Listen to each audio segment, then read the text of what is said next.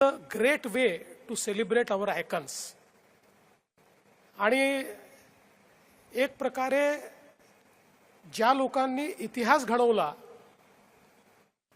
अशा लोकांची आठवण, त्यांच्या खेळाची आठवण ही सतत जिवंत राहावी अशा पद्धतीचं हे जे काही कार्य आहे, few of the gates, some of the stands, हे त्या लोकांच्या नावानी त्या ठिकाणी करणं, मला असं वाटतं की कदाचित इतक्या चांगल्या पद्धतीनं हे केवळ वानखेडे स्टेडियमवर आणि मुंबई क्रिकेट असोसिएशनच्या माध्यमातूनच होत आहे.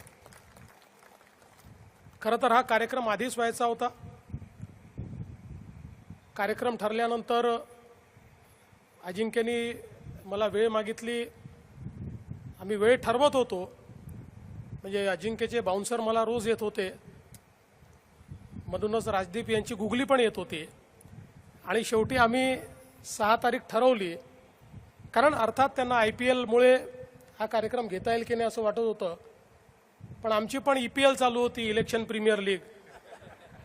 त्यामुळे 6 तारखेचा कार्यक्रम ठरला आणि दुर्दैवाने त्याच दिवशी केरळचा दौरा आला आणि मग